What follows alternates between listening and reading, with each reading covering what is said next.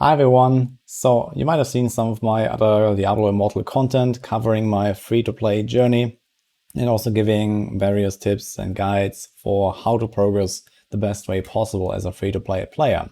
And today I present you the ultimate strategy of how to progress especially your legendary gems. Now, a little disclaimer, this is not exactly very user-friendly, especially not casual-friendly, and it is most likely going to get fixed at some point. It's more of a theoretical thing. I know that some people have actually been doing something like this for a while already, so I know that this concept is proven, it works, and there's nothing that should prevent you from doing it, even to a smaller degree of what I'm about to describe. So the strategy that I have in mind here is revolving around the marketplace. So as you might or might not know, you can go and sell certain gems, for example, those unbound rank 1 normal gems that you can find when playing in the party. There is, I think, soft cap of 12 gems you can find per day. So generally you want to party up with some people, make sure you have a full party, and then you can find these unbound gems that you can sell. They have this little icon here. Usually when you're farming efficiently, it will take you maybe an hour or two to get those 12 gems dropped, depending on what exactly you're doing and how fast. So it's not really the biggest time investment. So you definitely want to make sure that you do this, even without the strategy. You can use those, sell them on the market and get some platinum to then buy 1-star or 2-star legendary gems that you can use as fodder to upgrade your own gems. So what this ultimate free-to-play strategy does is it takes this concept to the extreme by essentially creating your own market and trading from other characters that you played to your main account so that you can get way more platinum, way more legendary gems, and way more gem power. So simply buying these 1-star gems off the market for 800, 900, 1k platinum or so doesn't really cut it. You get like a few gem power per week or so, but you can optimize it in such a way that you can get a lot more platinum from selling your gems, and you can spend way less platinum buying these other gems, so that in the end it just multiplies the value of everything. You cannot trade items between your characters, so if you actually try to sell something from your second character on your account, you will not see it on the market. But this is a free-to-play game. Theoretically, anyone can make as many accounts as they like, and nothing is really stopping you. So what you have to do is you make these new characters on these old accounts, and you have to play through Wortham and Ashford Cemetery to get to Westmarch. So once you're in Westmarch, which will take roughly half an hour or so, you can do Elder Rifts. And from Elder Rifts, you'll be able to get Fading Embers, which you can use to craft a random 1-star unbound legendary gem. So it is this recipe here from the jeweler, the 1-star legendary gem. You see the tradable icon here. And it costs 7 far runes, which you can buy for 18 Fading Embers each from the Fading Ember guy. And that is a total of 126 Fading Embers. You get 8 per Elder Rift, so this is 16 runs you need to do with each of your characters. So to recap, roughly half an hour to get to Westmarch, and then 16 Elder Rifts. So if you are kinda slow, this is maybe like 45 minutes. So in a bit over 1 hour, maybe up to 1.5 hours, including the initial setup of grinding to Westmarch, you are done with one character, and then you can go the next. Now, obviously, this is a lot of time investment, especially if you want to repeat this like 10 or 12 times a day in order to max out the strategy. But there are parties, so you can go in with 4 different characters at the same time, as long as you have 4 different devices, or there's other ways to do that.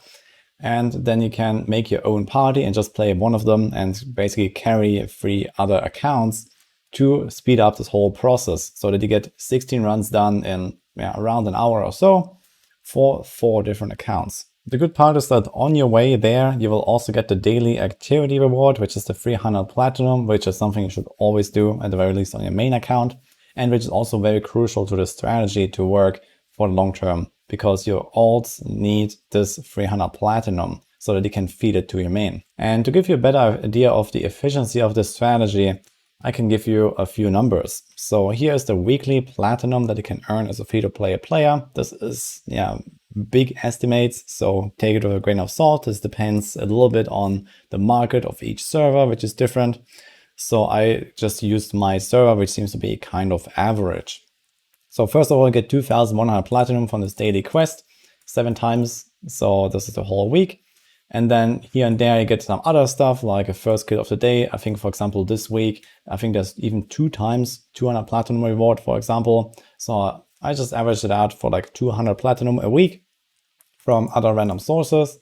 And also skill stones. So you can go to the Hills Trader here in Westmarch. You can buy charms. Then you also get some charms on the battle pass. You get some charms from various rewards here and there. So usually you can make around a skill stone per week or so, slightly more actually. And usually you can sell them for anywhere between 1k to 1.5k, at least on my server, depending on how well they rolled, maybe even more. And it costs 500 to make one, so you get like a net gain of 775 platinum. Then there is also the crafting. So again, you have this jeweler here, so you can craft random 1-star or the 2-star gems. So for this calculation, I just use the 2-star recipe now, but you can also do the 1-star depending on the prices. And you can expect to sell it for maybe around 3,000, at least on my server. So the way this works is you have a weekly cap of 320 embers, costs 18 per far rune, so it's around 18 far runes per week. So this means you need around 1.5 weeks to get a 2-star craft, or you can get 3 1-star crafts per week, roughly, a tiny bit less. When you sell it on the market, most of them cost 3,000. There's actually power and command, which is way more costly than the others. So on my server, it's like 5k even. So sometimes you might hit that one and get more. But here again, we can average it out to something like 1,700 platinum. So if you look at this around 5k platinum, this would net you something like 7 gem power or so per week if you buy gems on the market on my server right now. And this number doesn't include the regular gems. So maybe you could double that number to something like 15 gem power per week or so. But with the strategy, you'll actually be able to multiply this value by a factor of 5, 6, 7 or so. You can get up to 80, potentially even slightly more gem power per week to really boost your legendary gems. And here's the basic calculation of how this would work. So you sell your normal rank 1 gems that are tradable to your alt accounts for 400 platinum. This is the maximum you can sell any rank 1 gem for. And then you buy the 1-star legendary gems at the lowest price, which is also 400. Now the thing is that the market in the game actually has a few like safeguards in place to make the strategy a bit more complicated and harder to execute than it actually should be. So the thing is that there are these recommended prices and also the minimum and maximum price thresholds. And despite the fact that the game doesn't let you go below 100, for example, so you can't undersell too much, and doesn't let you go above 400, so you can't oversell it as much, it also gives you only the range of either minus 50% of the recommended price or plus 100% of the recommended price. So I don't know how exactly the game calculates this recommended price. I assume this has something to do with the average price of listed gems. So you can see here, all these rubies right now are all listed for 100 platinum, for example. And it doesn't let me put a max price above 242. So essentially you have to create your own market of rubies or topazes or whatever that allows you to set a higher maximum price. So you also have to throw in rubies from your other accounts to flood the market with higher prices so that the market price and the recommended price rises so that you can eventually put the maximum price of 400. But the thing is that if you do the strategy with running Elder Rifts of 4 accounts at the same time, you're going to have a full group. You're going to get some of these gems rolling on your alt accounts. So you don't actually really have to use the gems from your main to actually do that. You could just list them as a higher price. And this should be enough to raise the market value of, for example, a ruby, so that you can use a higher recommended price and then go to the maximum of 400. Similarly, it might not be possible for you to always list those legendary 1-star gems for the minimum price of 400. So for example, when I try to do this right now, my recommended price is 823, so it will only let me go down to 412, for example. Again, I don't really know exactly how this recommended price is calculated, so it might have to do with what is listed right now. It might have to do with what has been sold recently. So it could also happen that in order to raise the prices of the normal gems, you actually have to buy them back and forth between your accounts a little bit. but that shouldn't be the biggest issue. So the bottom line is that this 80 gem power per week is kind of like a theoretical close to maximum scenario. Realistically, it might be a bit less because of the friction and because of this market regulation. So maybe it might be 70, maybe it might be even 60 only on like very bad cases. But either way, it will be multiple times more of what you're able to get just playing your main free-to-play account. And as I mentioned earlier, depending on the market value of these gems and skill stones and all that stuff on your server, if you have like a rather like whaley server, everything will cost a lot more platinum, and in general you'll be able to sell stuff for a lot more platinum so that you can probably even get slightly more than this in those cases. Now is also the question, like, how powerful is this strategy actually? So what does like 80 gem power per week actually mean? So if you look at the upgrade table, for example, for 1-star gems that most free-to-play players will be using in most of their slots, you can see that it is actually possible to get one-star gem to rank 10 in just 3 weeks with this strategy, and you're gonna have a bit of leftover even. So the total gem power required is 196. So even if the strategy is not exactly working out perfectly, you will be able to do it in roughly 3 weeks. And all you need is like another like few copies of the same 1-star gem, which you will just like, you know, put aside when you get them from your alts. So in total you need 201, but it's not really such a big deal. Now, unfortunately, you can't awaken your items as a free-to-play player. You need a Dawning Echo, which you buy for Eternal Orbs, and this can only be acquired from the shop. But a rank 10 1-star gem is still 150 resonance. It's a good bunch of combat rating, and it obviously has some nice effects stacked up as well. With 2-star gems, which you might be using in some slots, it is a bit more costly, so the total to get to rank 10 is 685 gem power and 40 copies of the same gem. So that is actually quite a lot. So you will probably have trouble getting above something like rank 6 or 7 or so, because here you already start needing 5 copies of the same gem. So rank 5 is still quite doable with 1 copy and 2 copies, and then a total of 65 gem power, so it's not really that crazy. So again, this can be done in like a week actually. As a comparison, I've been doing all my dailies. I have been rather active selling my gems on the market, trying to get the most platinum possible, trying to buy cheap gems. And right now I have a rank 2 2-star, a rank 3 2-star, a rank 2 2-star, a rank 4 1-star, a rank 4 1-star, and a rank 3 1-star. So these are my total gems after 3 weeks of mega blasting without this strategy. I believe that the funniest part about this whole market regulation that Blizzard has implemented to prevent exactly what I has just been describing this entire video is that they actually didn't do the safeguard for 1-star gems. So what I mean is that you have this 12-hour timer that when you list, for example, a 2-star gem or higher, you will not be able to buy it immediately.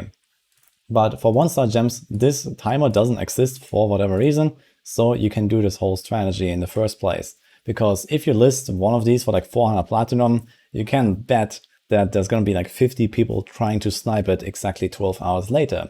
But because there's no 12-hour like time lock on those gems, you can just set it up on your second account and instantly snipe it from the market without almost any risk that anyone else will buy it before you, because you know which gem it is, you know when it's gonna be set up. And for example, if you do it, somewhere early in the morning or late at night or something like this, when barely anyone is actually online, there is almost zero risk involved that you're gonna lose your traded gem. Yeah, personally, I find it kind of weird that they didn't time lock the 1-star gems, but basically everything else on the market. But yeah, this is what Blizzard decided. Maybe that will be changed. But for now, this is how it works, and this is the strategy. One last thing that is worth mentioning is that at least in the first week of you doing this, you will need a lot of time to set up your characters, bring them all to Westmarch so they can just run Elder Rifts and stuff like that. So it will probably be not very easy to achieve this 80 gem power per week right from the get-go. So you do have some extra time needed to set it up, and also you will not have the 400 platinum on your alt accounts immediately, because you need 2 days to get this daily quest done. So you might have to grind some more rifts another time so that you can get more battle pass points. and complete this daily activity reward where you get a 300 platinum. Personally, I believe there's a pretty big oversight from Blizzard with the way they have designed this marketplace. It is very clearly not intended for anyone to be able to flip things and to trade between your characters and this kind of stuff. But with the strategy I described, it is very doable and very profitable, at least in terms of character power gain, which is extremely slowed down for free-to-play players. Now, it's very likely they're gonna fix this, and I believe they have to fix this also for another reason, and that is automation and botting. I already know that people are trying to multi-box characters, for example, for pretty much a similar reason. And also, obviously, with a free-to-play game, people can just make infinite bot accounts, and they can, use them for these purposes. Or they can try to sell these accounts, because every 1 in 2,000 legendary crests you're using, you will get a 5-star gem, and your account is instantly worth thousands. Now, I'm not saying that this is a good idea, but this is what's happening inevitably because of the money that people can make. But money aside, I believe that this whole trading gems back and forth and playing 80 different old characters per week is not really something that should be in the game. So this is obviously pretty stupid, but it is by far the most efficient way to do this. I would much rather have other free-to-play player improvements where you can use a platinum for a greater impact and don't have to do all this like trading and selling back and forth stuff, not even counting the extra playtime you have to put into your alts. Personally, I haven't done this strategy. I was thinking about doing it, at least to a smaller degree, earlier on, but I decided I don't really want to be involved in this kind of stuff. But it is definitely a very interesting concept to think about, and this is how some people get an advantage. And I'm gonna leave you with this, so hope you enjoyed that video. Let me know how your Immortal journey is going, what do you think about it, and just anything you have to say. So let's see what will happen. Subscribe for more Diablo content, and I'll see you guys next time.